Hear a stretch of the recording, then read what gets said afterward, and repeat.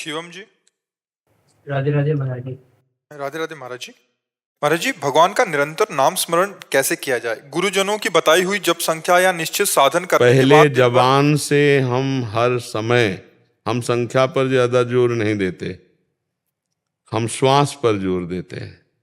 संख्या तो की इसके बाद मन मतवाला हो गया कि हम 4 घंटे में संख्या पूरी कर ली, अब जो चाहे सो करें। गुरु ने बताया था इतने माला कर। हमको हर समय दुश्मन को जैसे एक बार दबा पाए तो फिर उसके ऊपर चढ़े बैठे रहना चाहिए। ऐसे हमें मन और इंद्रियों ने बहुत जन्मों से गुलाम बना रखा है, और अब की गुरु कृपा से हमको दांव मिला इनके गुलाम बनाने का, तो अब हम चढ़ बैठे इनके ऊपर। रात दिन हर श्वास नाम श्वास दो बिलक चलत है, इनको भेद न मोह को भावे। श्वास नाम नाम ही श्वासा, नाम श्वास को भेद मिटावे। रोम रोम तब रग रग बोले। ऐसी स्थिति हम हर श्वास में नाम, हम संख्या पर जोर नहीं देते। संख्या तो हुई और मनमत वाला हुआ। अब 11 माला 16 माला की प्रारंभ में हम भी आदेश करते हैं, पर प्रारंभिक साधना है ये। हमको जब माया पर विजय प्राप्त करनी है या भगवदानंद में डूबना है तो एक भी श्वास नाम से खाली ना जाए, और उसके लिए हमें जबान चलाना है। सिद्ध पुरुषों का मन से भजन होता है, हम लोग साधक हैं तो क्या करें? नाम जीह जप जागे जोगी जीव से, यह जिह्वाग्रे वर्तते नाम तुभ्यम। भगवान के लिए श्री देहूति जी कह रहे हैं, अहो वत्सो पचतो गरियान यह जिह्वाग्रे वर्तते नाम तुभ्यम। मनसाग्रे नहीं कहा, जिह्वाग्रे। राधा राधा राधा राधा राधा चल रहा है से, समझ रहे ना? जबान भी हिल रही ऐसे, फिर धीरे धीरे उपांश से मानसिक में पहुंचना होता है। अब सीधे मानसिक में तो 5 मिनट मन भजन में लगेगा, फिर विषयों में भाग जाएगा। देखते हैं ना आप? हाँ जी।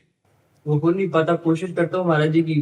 नहीं, ऐसा नहीं, कोशिश करने वाले का निश्चित होता है। ऐसा लगता है कि 1 घंटा निकल गया, 1.5 घंटा 2 घंटा निकल गया, नाम ही नहीं आया दिमाग।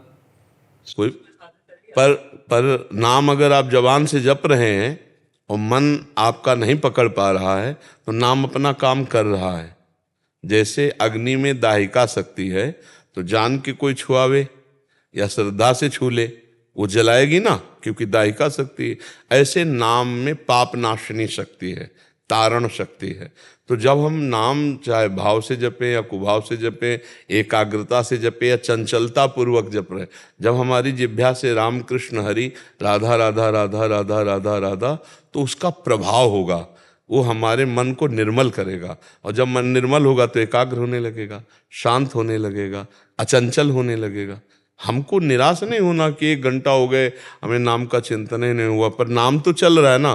पूज्य श्री राधा बाबा मशीन की तरह जीभ से तुम राधा कृष्ण ऐसा जपो, आगे का काम भगवान कर देंगे। महापुरुष हैं, हमें जबान से नाम का। गोस्वामी तुलसीदास जी कह रहे हैं, राम नाम मणिदीप धरी जीह दे हरि द्वार। तुलसी भीतर बाहरों जो चाहस उजियार। ज्ञान का प्रकाश अंतःकरण में और बाहर दृष्टि डालो भगवदानंद, सब सिय राम में सब जग जानी। ये नाम का प्रकाश होता है। खूब नाम जप करो, मन लगे न जग। भाव कुभाव अनख आलसहु, नाम जपत मंगल दिशि दसो। विश्वास करो, नाम में बहुत पाप नाशनी शक्ति, मन को एकाग्र कर देगा।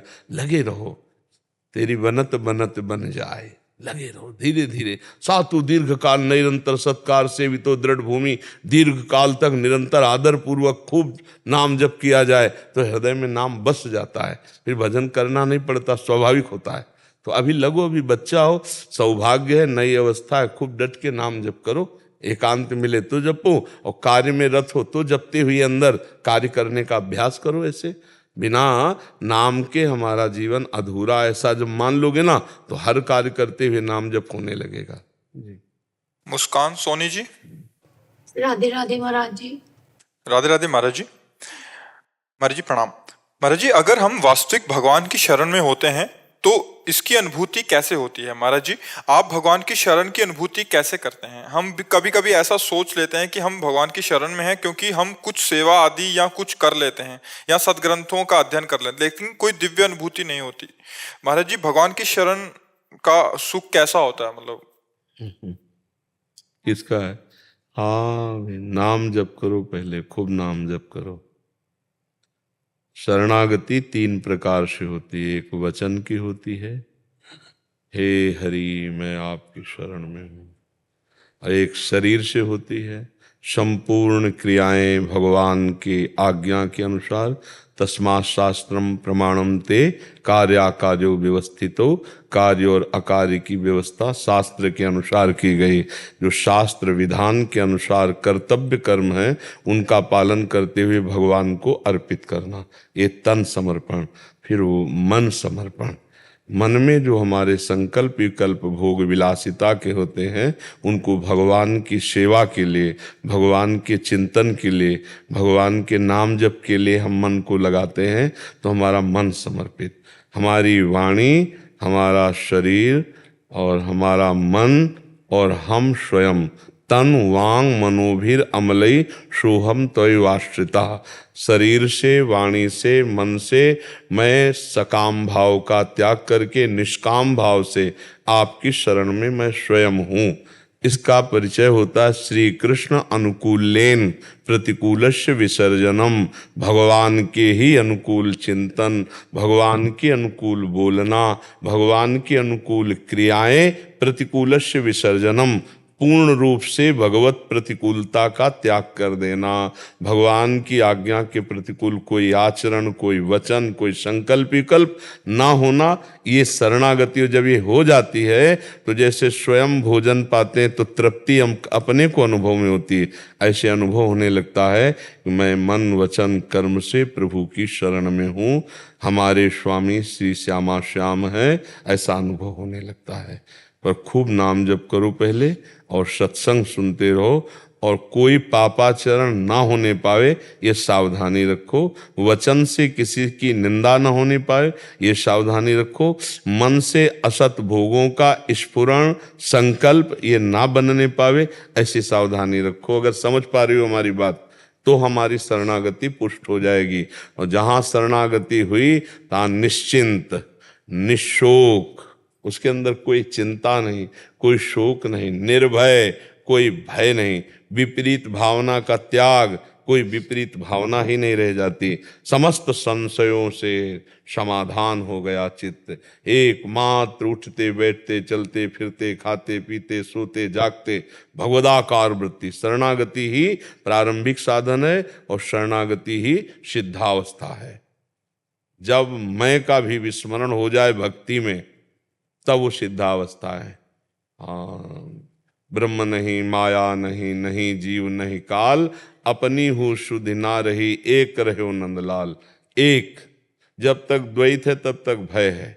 ज्ञान में तू का विस्मरण है, मैं में स्थिति है, और भक्ति में मैं का समर्पण है, तू की स्थिति है। जित देखूं तित श्याममयी, इधर भी श्याम बाहर भी श्याम। समझ पा रहे? शरणागति ही साधन है और शरणागति ही सिद्धावस्था है। त्रिलोकी चंद्र दुबे जी काशी से, राधा वल्लभ श्री हरिवंश। महाराज जी, मैं पिछले 8 महीने से 84 जी सेवकवाणी आदि का पाठ कर रहा हूँ, आपके द्वारा दिए गए नाम मंत्र का भी जाप करता हूँ, लेकिन पिछले 2 महीने से नाम एकदम रुक गया है। महाराज जी, क्या इसका कारण मैं उपपुरोहितीय कर्म करता हूँ वो तो नहीं है? हाँ, ऐसा भी हो सकता है कि कोई कुधान भी हो सकती है और अनुष्ठान अधूरा होने पर भी हो सकता है। जैसे जजमान का आए महामृत्युंजय वगैरह बहुत हानिकारक है, बहुत हानिकारक है अनुष्ठान।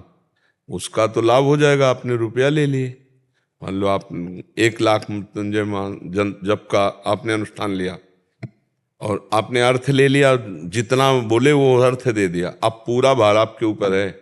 अगर आप नहीं करते हैं या नहीं करवाते हैं तो भारी पड़ जाएगा आपके लिए, क्योंकि जजमान ने तो पैसे संकल्प करके दे दिए, संकल्प ही करके तो लेते, बहुत घाटे का सौदा है। या तो फिर एक जितना संकल्प लिया उतना अक्षरशः होना चाहिए, नहीं तो इसीलिए कहा पुरोहिती कर्मति, इसीलिए हाँ, इसीलिए। और ऐसा नहीं कि नहीं करना चाहिए, ऐसा नहीं है, क्योंकि ब्राह्मण का कर्तव्य है अध्ययन करना, अध्ययन कराना, यज्ञ करना, यज्ञ कराना, दान लेना, दान देना, ये सत्कर्म है ना। तो अब वो तो उपरोहित कर्म तो उसका जन्मसिद्ध अधिकार है। लेकिन जो मंदा है, अति मंदा में यही प्रमाद स्थिति का, कि अब जजमान को तो पता नहीं है, और आपने पूरा रुद्राष्टाध्यायी का पाठ लिया या दुर्गा सप्तशती का पाठ लिया, और आपने 2 अध्याय करके पूर्ण कर दिए, बैठे हो, उसको जजमान को क्या पता, और उसने संकल्प दे दिया तो घाटा आपका होगा, आपका सुकृत, आपका पुण्य वहाँ काम कर जाएगा, और आप खाली होते चले जाएंगे, फिर आपकी हानि हो जाएगी। तो इस पर ध्यान देना चाहिए। बहुत कठिन है ये विषय, वो बहुत कठिन है। जजमान का संकल्प आपको खा जाएगा। संकल्प विकल्प बहुत ही खतरनाक चीज। अब जिम्मेवारी आपकी हो गई, अगर वो अनुष्ठान सांगोपांग पूरा करते हो, लाभ मिले ना मिले, हमने जो संकल्प लिया हुआ सांगोपांग, तो आपकी हानि नहीं होगी। वो धन आपको सद्बुद्धि प्रदान करेगा। जजमान का प्रारब्धानुसार मंगल है। मान लो बहुत बुरा प्रारब्ध है तो इतने संकल्प से उसका काम नहीं बनने वाला, दोबारा करवावे, तिबारा करवावे, 11 बार करवावे, 21 बार करवावे, क्योंकि उसका प्रारब्ध है। जब तक उसके पाप क्षय नहीं होंगे तब तक सुख विधान नहीं हो सकता। लेकिन आप अपने कर्तव्य में दृढ़ हैं तो आपकी हानि नहीं होगी, नहीं आपकी हानि कर देगा वो संकल्प, आपकी हानि कर देगा। आप सोच पा रहे? नाम जब कैसे चले रुक गए। अब इस बात को देखना होगा कि आपका अपराध कहाँ बना है। अगर अनुष्ठान में है तो कोई बात नहीं, उसको पूरा करना पड़ेगा आपको। अगर किसी वैष्णव का अपराध बना है तो क्षमा याचना से हो जाता है। ये भी हो सकता। हाँ, किसी संत महात्मा के प्रति हे भाव कर लेना भी भजन को छीण करने का है। जैसे किसी संत की निंदा कर दी, या किसी साधु को देखकर उसके किसी भी बात पर आपका दोष दर्शन हो गया, और तो फिर वो भजन को रोक देगा। तेरे भावे जो करे भलो बुरो संसार, नारायण तू बैठ के अपनो भवन भुआर। अपना हृदय हमें ठीक करना है बाहर। हमारा किसी संत के प्रति दोष दर्शन ये भजन को चौपट कर देगा। किसी भी संत के प्रति, वो भगवान द्वारा सृष्टि चलाई जा रही है, वो सब ना, हमारी श्रद्धा ना बने, हम ना जाएं, लेकिन हम निंदा ना करें, हम उनका दोष ऐसा। तो फिर क्या होता है कि आजकल ऐसा शासन तो जबान पे है नहीं, किसी के विषय में कुछ भी बोल दो तो वो चौपट तो करेगा ही। भक्तन निंदा अति बुरी, भूल करे जिन कोय, किए सुकृत बहुजन्म के, छिन में डारे खोए। भक्तों की निंदा एक क्षण में नष्ट कर देगी सारे सुकृतों को। साधु अवज्ञा तुरत भवानी, कर कल्याण अखिल के हानि। तो ये 2 ही जगह देख लो, एक धर्मानुष्ठान के संकल्प में त्रुटि, और दूसरा संत महात्मा वैष्णव के प्रति शारीरिक वाचिक मानसिक कोई अपराध, फिर भजन अपने आप चलने लगेगा, क्योंकि आप भजन करते हो इसलिए। ठीक है, आप यहीं देख लो, इस पर सुधार करो। और पुरोहिती कर्म भले यार भूखे रहो, बहुत संभल के करो, कलयुग है, बहुत संभल करके करो। जितना अनुष्ठान लो उसको सांगोपांग करो, सामने वाला जानने वाला हो या ना हो, भगवान तो देख रहे हैं ना। वहाँ ऐसा अगर वो पैसा लेके अनुष्ठान नहीं करोगे तो फिर अपनी हानि कर देगा। और बहुत है बुरी बुद्धि भ्रष्ट हो जाती है, जो मतलब पांडित्य कर्म में अनुष्ठान पूरा नहीं करते हैं तो इतने लोलुप हो जाते हैं, इतनी बुद्धि भ्रष्ट हो जाती है। जबकि ब्राह्मण जो वेद विद्या पठित है वो बहुत विनयी, सौम्य और शांत गंभीर स्वभाव, लेकिन विपरीत स्वभाव क्यों? क्योंकि वो अपने आचरण से उतर चुका है। इसलिए त्रिकाल संध्या नहीं तो 2 बार तो संध्या करो। संध्या करते हो? कभी कभी तो हो जाता, कभी नहीं यार, फिर नहीं बन पाएगा। संध्या तो चतुरासी जी का पाठ करते हैं। हाँ, पर देखो आप पुरोहित कर्म में हो तो आपको गायत्री का जप करते, एक ही माला गायत्री भले करो, लेकिन सूर्य अर्घ दोनों टाइम सुबह शाम 20 मिनट लगता है, वो अर्घ दिया, संध्या वंदन करके गायत्री अनुष्ठान प्रणाम, ये पाठ भगवत प्राप्ति के लिए, वो हमारा धर्माचरण है, उसको करना चाहिए नहीं। और खान पान थोड़ा संभल करके, जहाँ आपको लहसुन प्याज भी आपके कृपा से हो। हाँ, और जहाँ जैसे बारात में गए ना, देखा यहाँ अपवित्र है तो भले हाँ उपवास कर लो, भोजन न पाओ, नहीं तो बुद्धि भ्रष्ट होने के बहुत चांस हैं। आजकल जो है ना, मतलब बहुत विचित्र दशा हो रही है। देखो लो, धार्मिक जो हमारी विवाह पद्धतियां थी वो सब नष्ट हो रही कि नहीं हो रही। अब तो लड़का लड़की पसंद कर लिए, माता पिता की भी जरूरत नहीं है, अब सीधे कोर्ट में पहुंच गए, लिखा लिए, खत्म हो गया। तो बुला ले कोई पंडित को तो बड़े भाग्य की बात है, अगर बुला ले तो फिर सांगोपांग अनुष्ठान करवावे उसका। पर वे गुरु जी कहेंगे जल्दी खत्म कराएंगे। हाँ, वो क्या उनको काम करेंगे बढ़िया ढंग से, लेकिन विवाह में कहेंगे जल्दी से। हाँ बिल्कुल बिल्कुल, पर जल्दी नहीं करना चाहिए। अब शास्त्र का विधान तो जितने मंत्र हैं, जितना विधान उसी के अनुसार करना चाहिए। अब बोले जल्दी निपटा दियो 10-5 मिनट में, और तुम निपटा दियो पैसा लिए, तो वो तुम्हें निपटा देंगे, पैसा तुम्हारी बुद्धि को निपटा देंगे, तुम्हारी बुद्धि को गिरा देंगे। इसलिए थोड़ा सावधान रहना चाहिए। ये सांसारिक लोग जो है नहीं समझते हैं, पर वैदिक सिद्धांतों में बड़ी सामर्थ्य रही है। जो हमारी वैदिक परंपरा है उससे बड़ा, हाँ, समस्त देवताओं का पूजन करके, गुरुजनों का पूजन करके, वैदिक सिद्धांत से जब गृहस्थ में जाते थे तो संतानें भी वो बड़ी मर्यादा। और अब तो वैदिक सिद्धांत ही नहीं मान रहे हैं, शास्त्र सिद्धांत ही नहीं मान रहे नए बच्चे, कहाँ सिद्धांत मानूं। मतलब ब्याह होके आके जब तक देवी देवताओं का पूजन और गुरुजनों का सब आशीर्वाद, तब तक पति पत्नी का मिलन नहीं होता था, और यहाँ तो मिलन ही है। अब जो गर्लफ्रेंड बॉयफ्रेंड रिवाज चला है, इसमें क्या है? इसमें किसी पंडित देवता, किसी की गुरुजन, किसी की जरूरत है क्या? तो अपने मनमानी आचरणों में उतर रहे हैं, अपवित्र हो रहे हैं, तो उनको क्या पता चलेगा कि धर्म क्या होता है, कैसे धर्म से चला जाता है।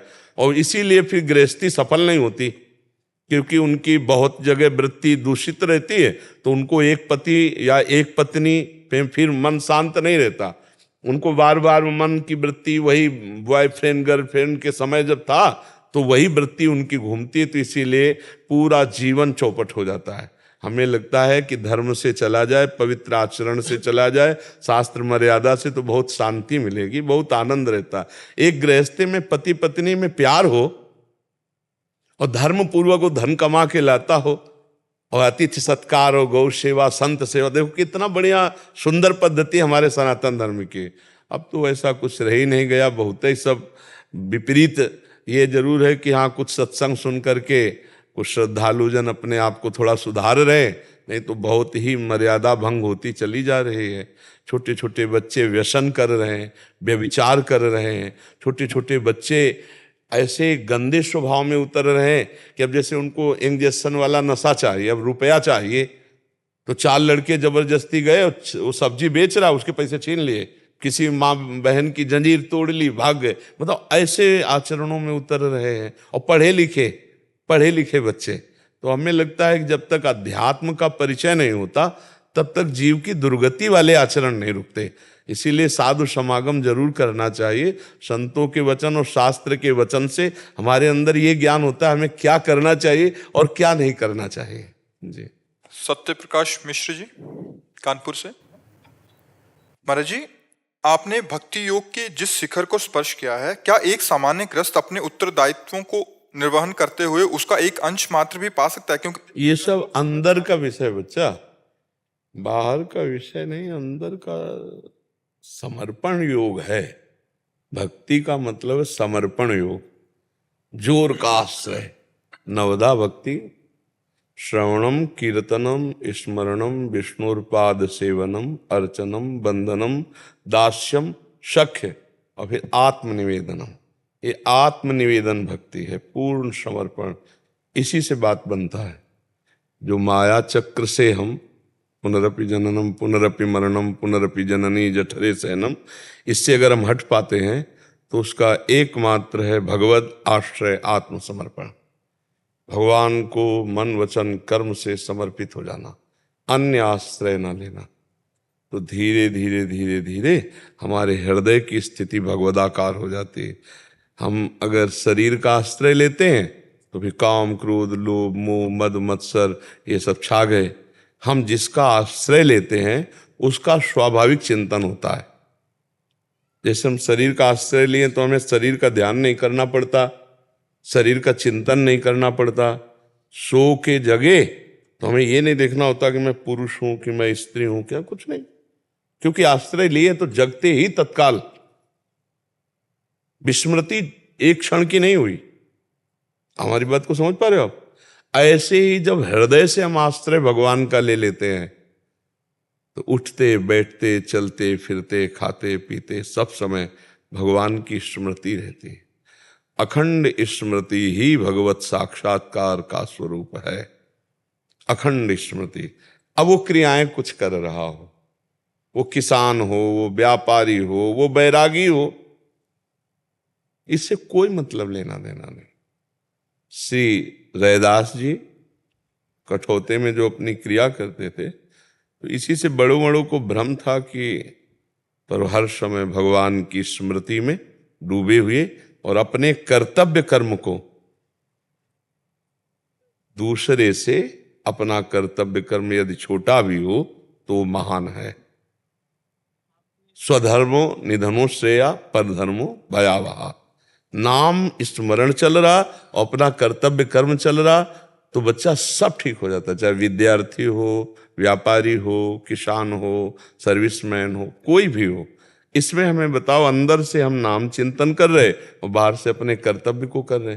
दो ही बातें, बहुत जोर की बात है। अर्जुन जी से भगवान कह रहे हैं माम निस्मर युद्ध च। एक बात पकड़ लो। अब आप इसमें बताओ गृहस्थ कहाँ बाधक है इसमें?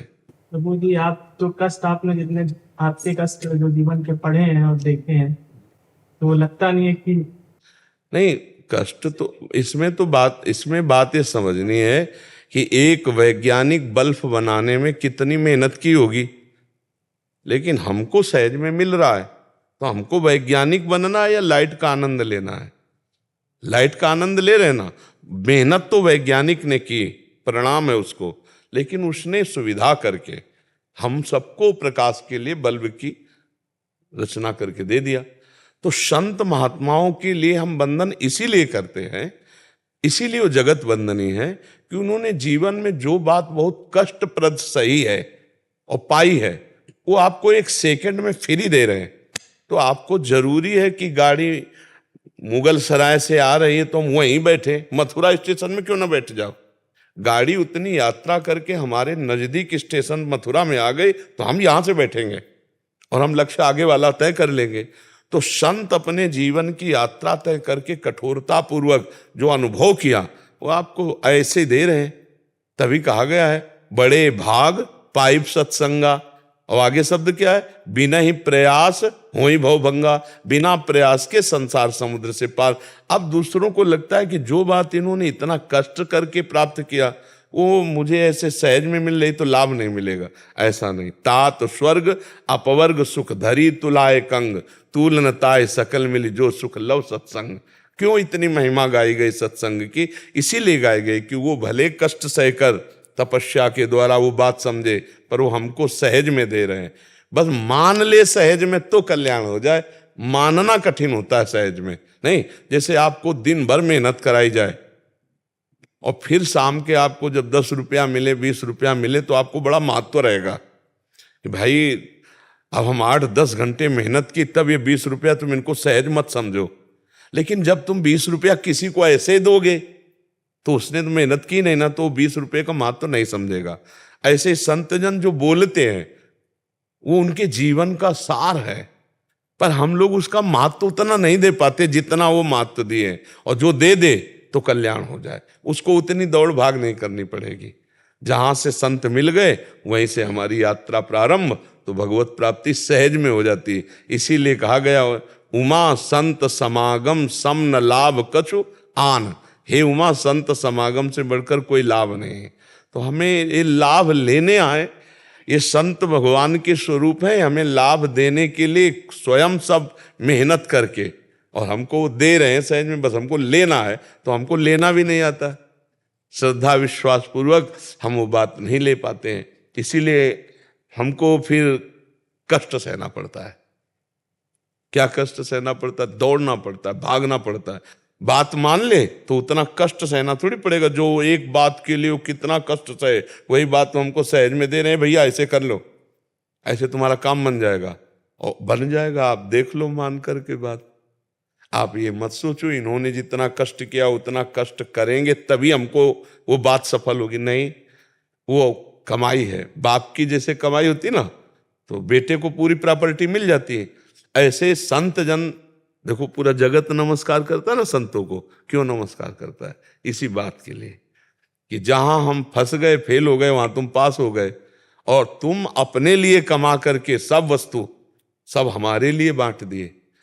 किसी भी संत को जब वो ऊंचाई पर चढ़ता है तब अपने लिए भजन साधन नहीं रह जाता, वो समाज के लिए जीता है। समाज के लिए, जैसे गंगा जी बह रही तो समाज के लिए बह रही, जैसे वायु प्रवाहित है समाज के लिए, जैसे वृक्ष है समाज के लिए, भूमि है समाज के लिए, ऐसे संत हैं जो भगवान के प्रेमी जन हैं, भगवत प्राप्त संत हैं। उनका जीना केवल समाज के लिए, उनका भजन साधन योग तपस्या सब जगत मंगल के लिए। सर्वे भवन्तु सुखिना सर्वे सन्तु निरामया सर्वे भद्राणि पश्यन्तु मां कश्चित दुख भाग भवेत्, किसी को कभी दुख ना हो, ऐसा उनका हृदय से आशीर्वाद निकलता रहता है। प्रयास तो रोज करते हैं, जो आप समर्पण का पूरा प्रयास करते हैं तब भी कुछ करते रहिए, सफल हो जाएंगे।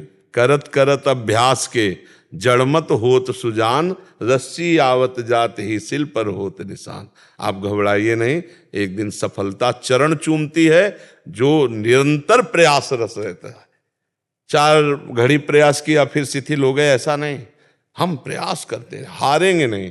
अंत में रात्रि में वही शंकराचार्य जी की 2 श्लोक की पंक्तियां हैं जो मत्स्मम पातकी नास्ति पापग्नि त्वत्समा नहीं एवं ज्ञात्वा महादेवी यथा योग्यम तथा गुरु कह के सो जा। हाँ बढ़िया है, पर हमें लगता है जैसे हम प्रार्थना तो करते हैं ना, हमें मन से बात समझनी है कि प्रभु मेरे में कोई योग्यता नहीं है, आप ही संभालो, आप ही हमें आगे बढ़ाओ, तो भगवत कृपा आपको गोद में ले लेगी, वो बढ़ाना शुरू कर देगी। साधक भ्रष्ट तभी होता है जब अहंकार होता है। साधक की साधना में बाधाएं तभी आती जब अहंकार होता है, और जब भगवान के आश्रित तो कृपा पात्र तो ऐसे निकल जाता है, कोई बाधा नहीं है। नहीं, जैसे कहीं चेकिंग हो रही हो और उस क्षेत्र का अधिकारी हो और उसके साथ आप हो और वो केवल इतना कह दे तो कोई चेकिंग आपकी नहीं होगी, निकल जाओगे। ऐसे ही संपूर्ण लोक के महेश्वर भगवान है और माया उनकी दासी है और परीक्षा वही लेती है। तो जब भगवान की शरण में जीव हो जाता है तो परीक्षा शब्द खत्म हो जाता है, फिर भगवान के भरोसे और भगवान के नाम के सहारे वो माया पर विजय प्राप्त कर लेता है। और अगर हमारे अंदर एक गर्व होता है मैं, तो फिर प्रश्नवाचक चिन्ह आ जाएगा, और फिर माया जब प्रश्न करेगी तो माया का ऐसा प्रश्न होता है कि कोई समझ ही नहीं पाता कि ये प्रश्न है, वो फेल हो जाता है। समझ ही नहीं पाता कि ये परीक्षा है हमारी, नहीं समझ पाता और वो वहीं फेल हो जाता है। ऐसा गुस्सा दिला दिया जाएगा आपको, ऐसे प्रतिकूल व्यवहार, ऐसा आकर्षण भोगों का, ऐसी सुख सुविधा कि आपको लगेगा नहीं कि हमारी परीक्षा हो रही, लगेगा कि यार, और गिर जाता है। माया ऐसा थोड़े समझने देती कि वो प्रश्न कर रही आपको उत्तर देना है, नहीं। इसलिए एकमात्र भगवान का सहारा। सिद्ध पुरुष होने पर भी सनकादि हर समय हरिशरणम जपते रहते हैं, क्योंकि भगवान की शरण के बिना माया से निस्तार नहीं है। जी दीपक जी नोएडा से। राधे राधे। राधे राधे महाराज जी। महाराज जी, मैं कई वर्षों से शिव जी की उपासना सेवा कर रहा हूँ, पर जब मैं चिंतन करता हूँ तो राम जी का होता है, परंतु मुझे दर्शन शिव जी के करने हैं। तो मुझे दर्शन किनके होंगे, राम जी के या शिव जी के? शिव जी के, क्योंकि शिव जी की उपासना का जो रंग है वो भगवान श्री हरि हैं, और जब श्री हरि कृपा करेंगे तो शिव जी का साक्षात्कार हो जाएगा। शिव जी जा पर कृपा न करें पुरारी, सो न पाओ मुनि भगति हमारी।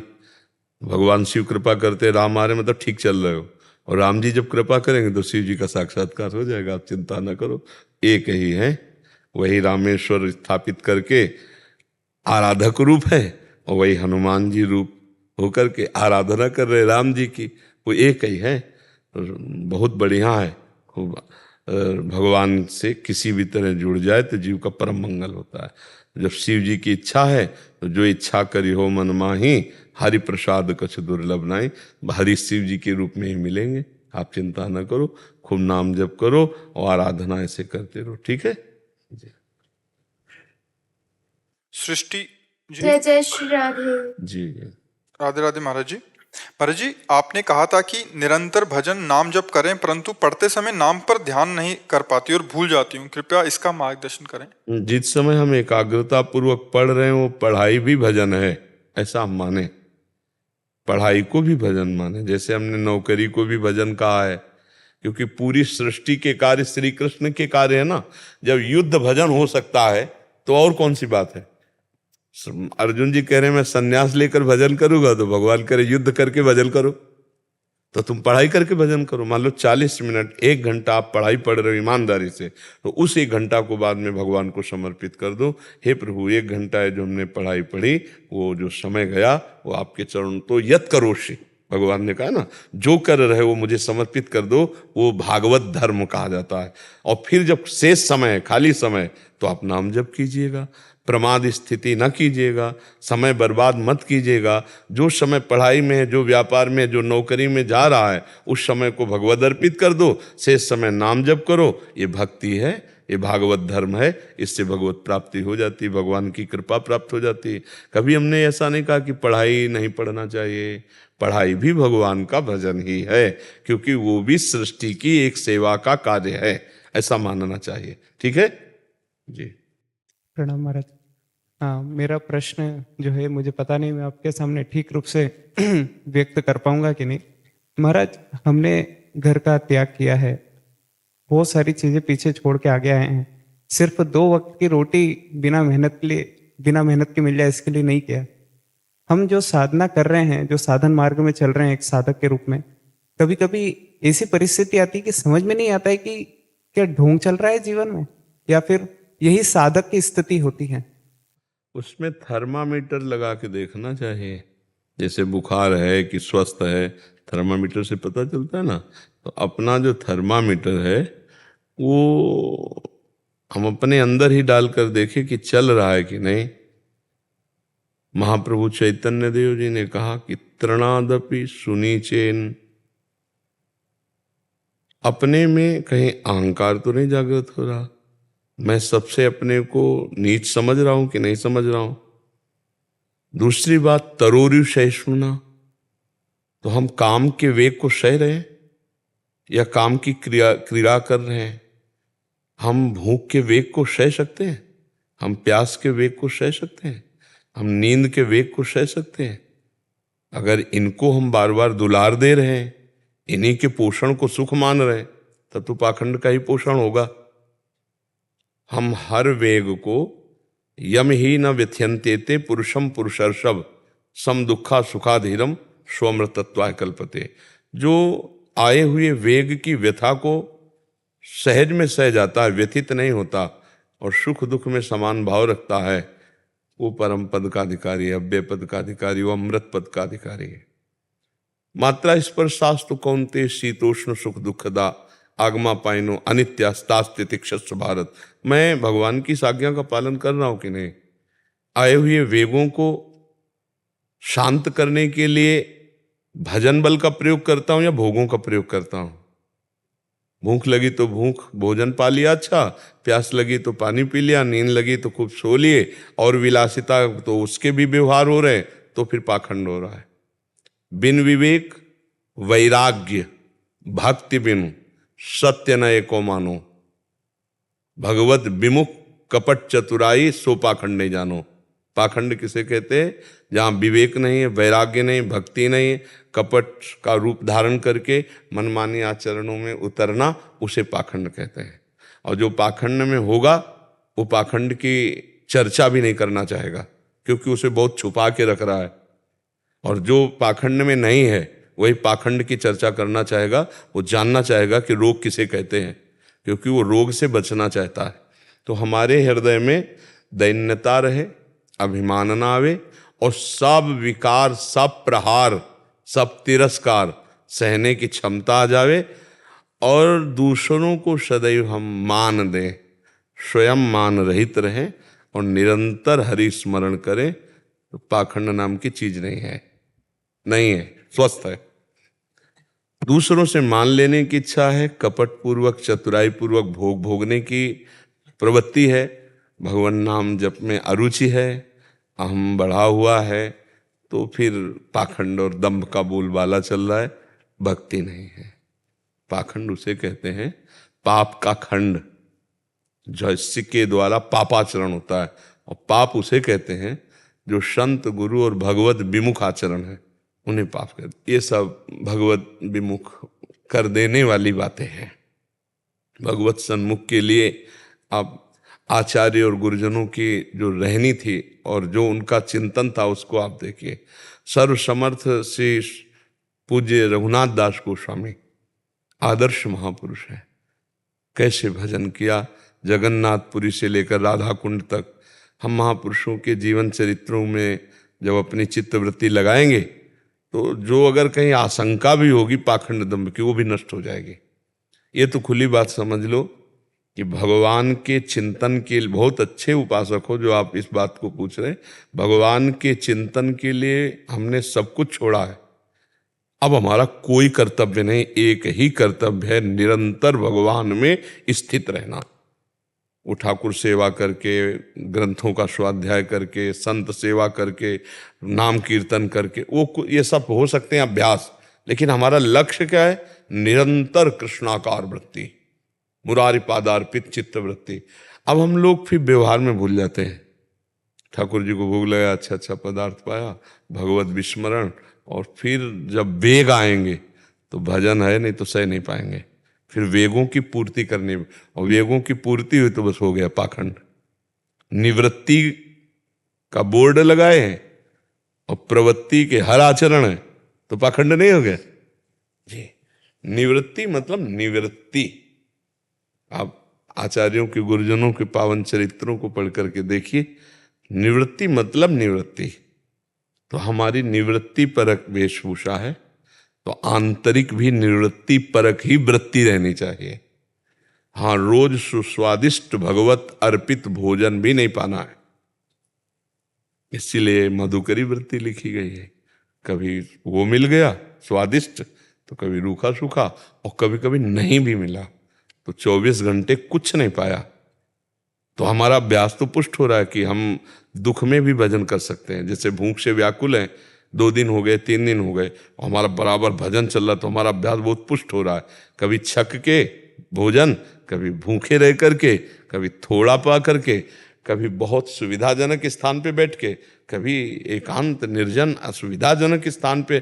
तो उससे क्या हुआ? भजन, हमारा अभ्यास हर जगह पुष्ट हो गया। तो भजन, और भजन ही सार है। हर समय चित्तवृत्ति में श्री कृष्ण बसे रहे, यही निवृत्ति है।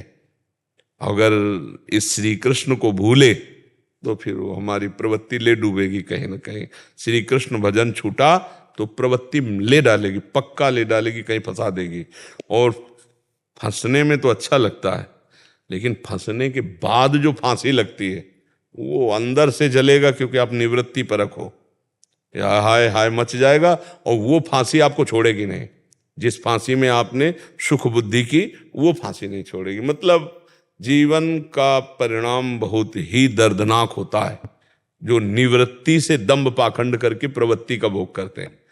इसलिए बिल्कुल वो कोशिश करे भगवान के आश्रय से कि जैसी चदरिया दी वैसी की वैसी रख दी, गंदी नहीं की।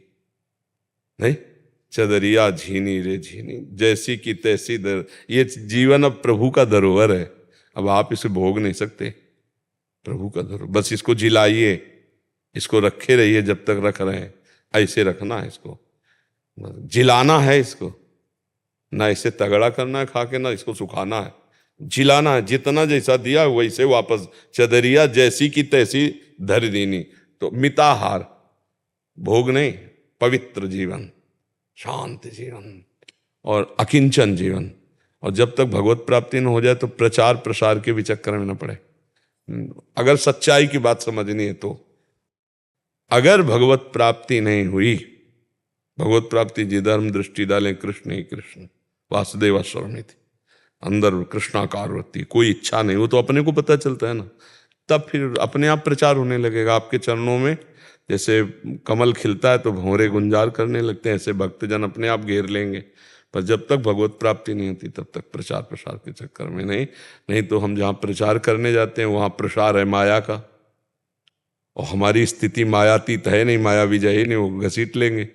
जैसे हम किसी डूबे हुए को निकालने जाएं और अच्छे तैराक नहीं है तो वो डूबने वाला पहला काम करता है निकालने वाले को डुबाना, क्योंकि वो सांस लेना चाहता है ना।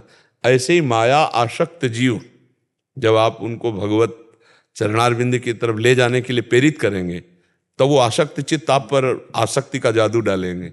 आप अनासक्त हो, खिलाड़ी हो तो बच जाओगे, नहीं तो फिर उसी आसक्ति के दलदल में, और एक बार भोग रूपी दलदल में साधक गया तो दोबारा फिर निकल नहीं पाता।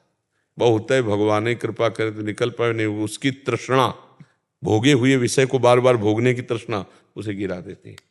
अब फिर नवम भोग, बहुत दुर्दशा हो जाती है।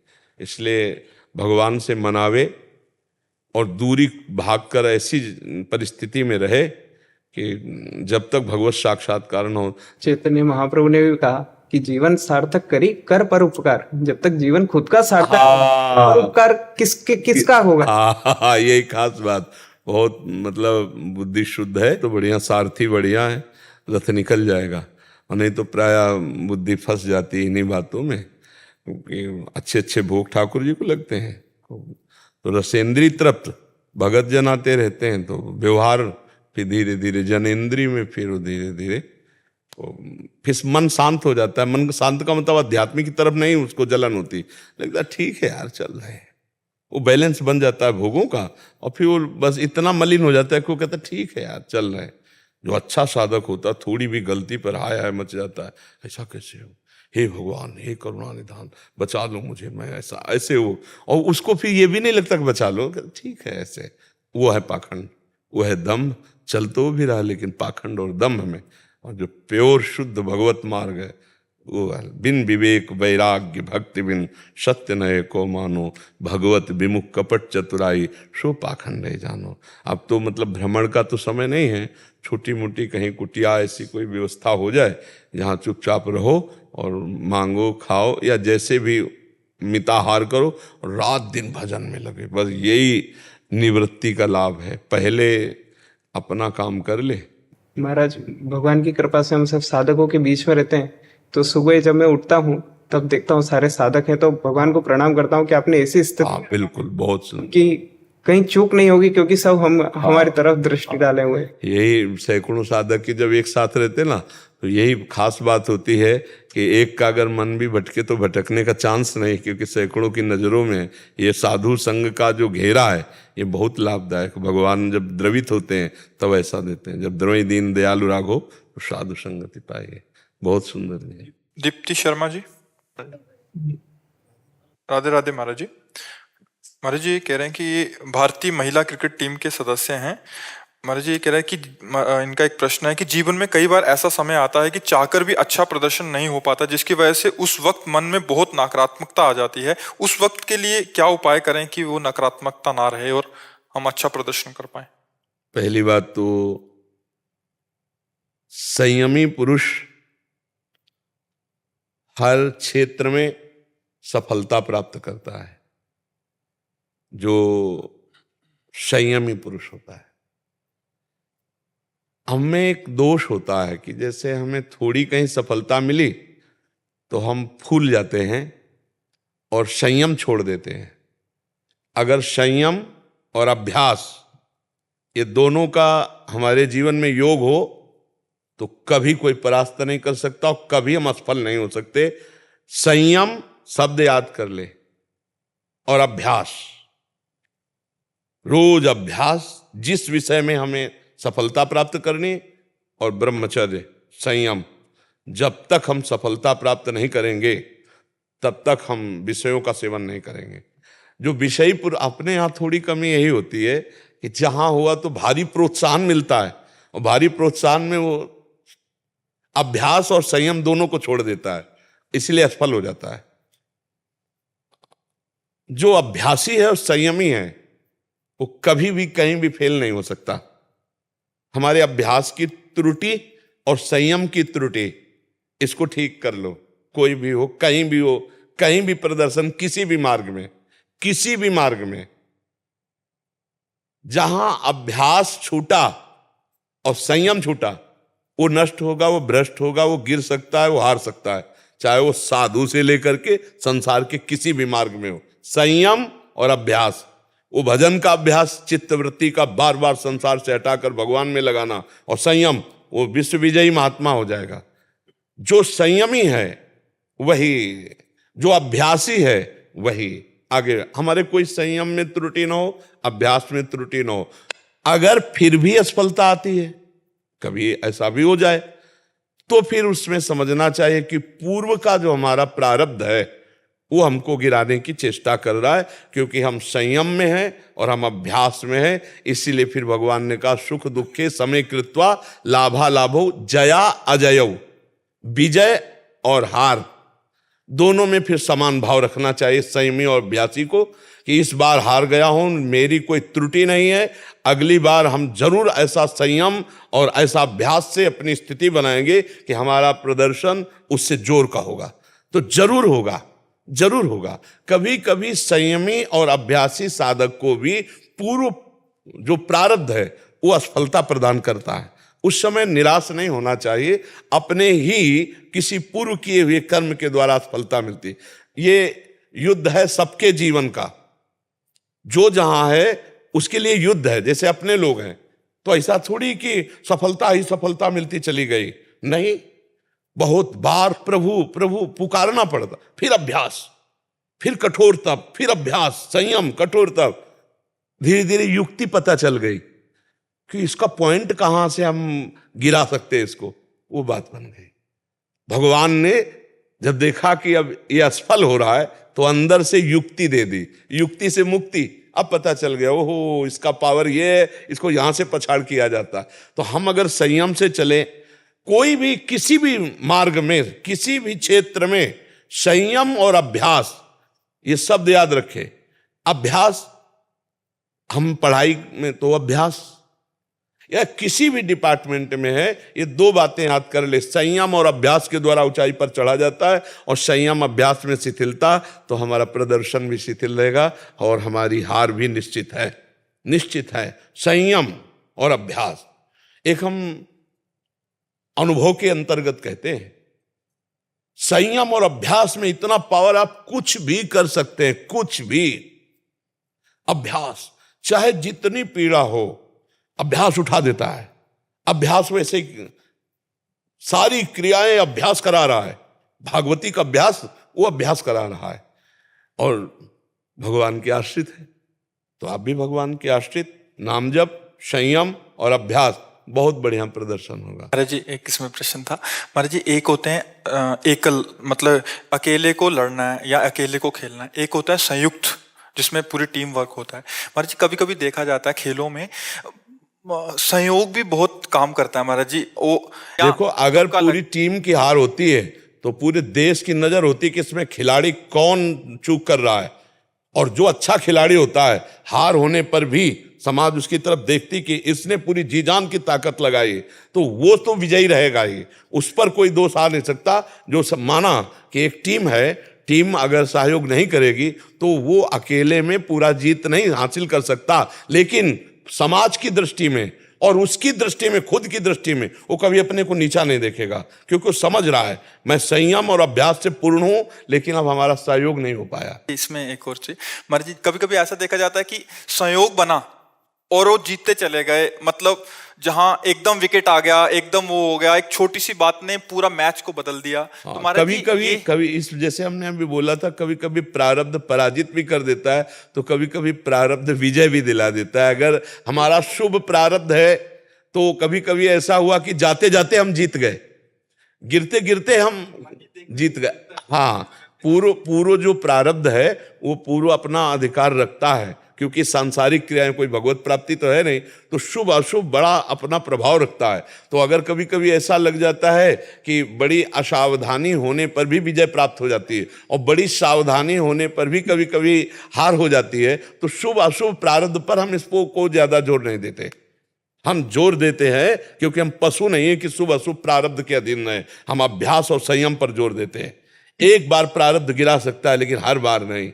हम हर बार विजय प्राप्त करेंगे, ये दृढ़ निश्चय। हम भगवान के अंश हैं और हम संयम से चलते हैं और हम अभ्यास है, अभ्यास में सब कुछ है। हम अभ्यास के बल से अव्यक्त परमात्मा को चिंतन के द्वारा अनुभव करते हैं। जो अव्यक्त सर्वत्र विराजमान है, अभ्यास से ही तो करते हैं। अभ्यास योग युक्त है न चेतसा नान्यगामिना, भगवान कह रहे ना, अभ्यास योग से युक्त हो। तो ऐसे ही हर डिपार्टमेंट में संयम और अभ्यास और धैर्य के द्वारा, तो हम अगर कभी प्रारब्धवशात पराजित भी हो गए तो बार बार नहीं पराजित होंगे। एक बार हमारा प्रदर्शन बहुत अच्छा होगा और हमें अपनी मेहनत का फल मिलेगा, अवश्य मिलेगा। पर दो प्रकार के प्रारब्ध होते हैं, शुभ और अशुभ।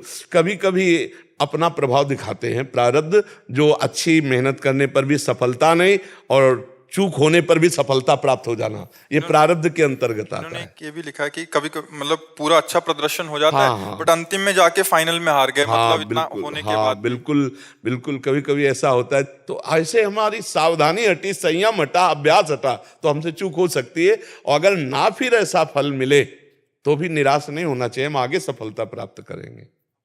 मर्जी, आप भारतीय क्रिकेट टीम में ही आपका ही प्रश्न किया था, तो जो खेलते हैं ना, जैसे क्रिकेट टीम के प्लेयर हैं, श्री जी का प्रसादी। राधा राधा राधा राधा राधा राधा राधा